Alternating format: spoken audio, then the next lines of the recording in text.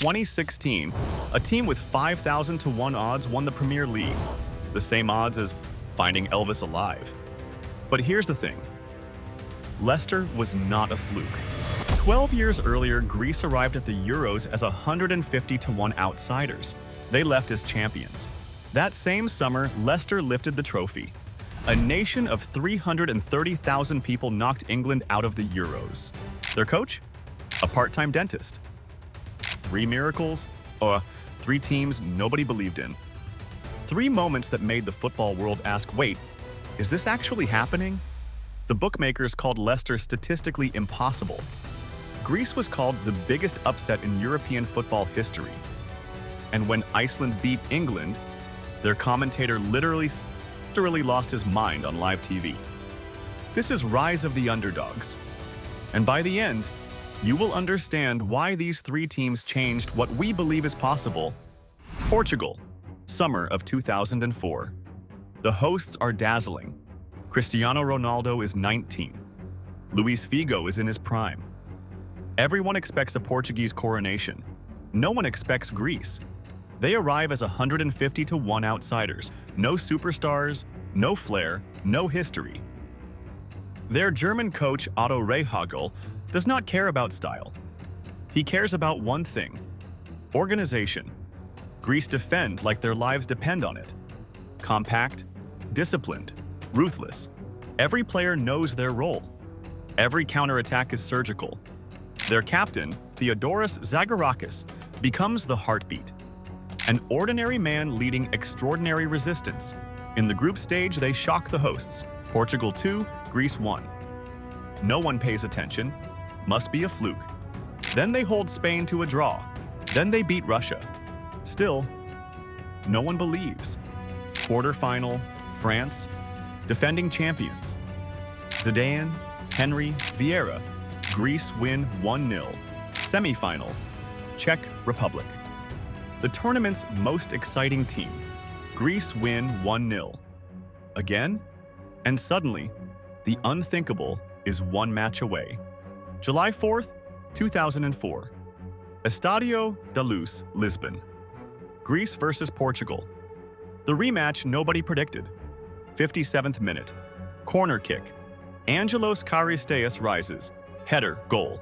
The stadium, 62,000 Portuguese fans, falls completely silent.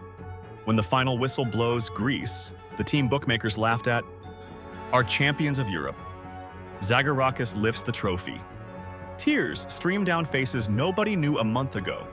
It was not beautiful football, it was not romantic, but it was proof that discipline can defeat destiny. Fast forward 12 years. England, the Premier League, the richest, most competitive league on earth. Every season, the same giants battle for the title. Manchester United, Chelsea, Arsenal, Manchester City. And at the bottom of the table, Leicester City, a club with a small stadium, a modest budget, and a manager everyone mocked. Claudio Ranieri, the Tinkerman, a man who had never won a league title in his life. Before the season, the bookmakers set the odds 5,000 to 1. The same odds as the Loch Ness Monster being confirmed real. But from the first whistle, something is different. Jamie Vardy, a striker who was working in a factory 5 years earlier, cannot stop scoring. Week after week, goal after goal, 11 games in a row, Riyad Mahrez, bought for £400,000, plays like he cost 40 million. And in midfield, a tiny Frenchman named N'Golo Kanté runs so much, it looks like there are 2 of him. Ranieri does not overthink it. He just smiles. Dilly ding, dilly dong, he tells his players. Keep focused. Keep dreaming. They do not play like a small club. They play like men with nothing to lose and everything to prove. As winter turns to spring, Leicester stay top of the table. Tottenham chase. Arsenal chase. The Giants stumble. Leicester keep winning. The football world watches in disbelief. This is not supposed to happen, not in modern football, not anymore. May 2nd, 2016. Leicester need Tottenham to drop points against Chelsea. The players gather at Jamie Vardy's house to watch. Tottenham lead 2-0. Then Chelsea fight back. 2-2, the final whistle blows. Leicester City are Premier League champions. 5,000 to 1. Vardy's house erupts. Players jump into the pool fully clothed. In Leicester City's center, strangers hug strangers. The captain, Wes Morgan, lifts the trophy a few days later, the first major trophy in the club's 132-year history. It was not luck. It was not a fluke. It was proof that belief, unity, and fearlessness still matter, even in a sport ruled by money. That same summer, another miracle. France, Euro 2016. A nation of 330,000 people, smaller than most cities, qualifies for a major tournament for the first time in history. Iceland. Let me put that number in perspective. More people attended the Champions League final that year than live in all of Iceland. Their coach, Heimir Hallgrímsson, is a part-time dentist. Their players are scattered across Europe's smaller leagues. No stars, no household names. The pundits oscillate politely. Iceland are here for the experience. Then they draw with Portugal. Ronaldo calls it a small mentality. Iceland do not flinch. They beat Austria. They survive Hungary. And somehow, impossibly, they reach the knockout rounds. June 27, 2016. Nice, France. Round of 16. England versus Iceland. The English fans are confident. It's coming home, they sing. But in the Iceland section, something different is building.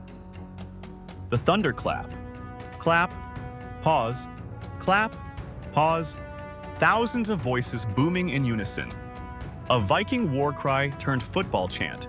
4th minute, England score. Rooney, penalty. Here we go, everyone thinks. Normal service resumed.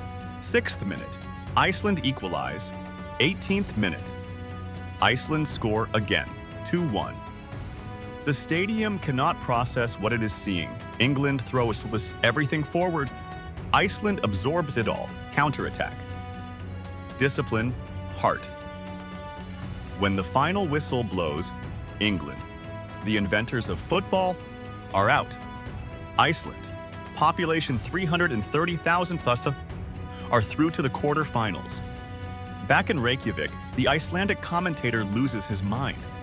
His voice cracks. He is not commentating anymore. He is celebrating. And back home, 10% of the entire country floods into the streets. When the team returns from France, they perform the thunderclap together, players and fans as one. A nation of 330,000 making noise the whole world heard. Greece, Leicester, Iceland, 3 teams, 3 miracles, 3 different paths to the same truth. Football does not always follow the money. Sometimes it follows the heart. What connects these stories is not luck. It is belief without evidence.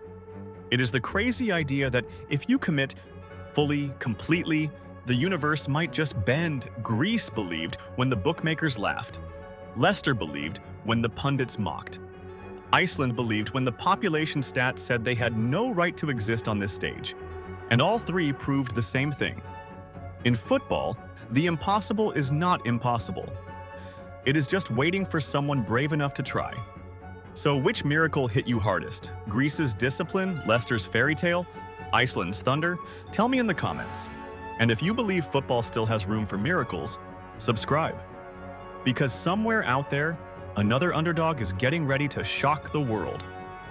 And when they do, you will all remember why you fell in love with this game.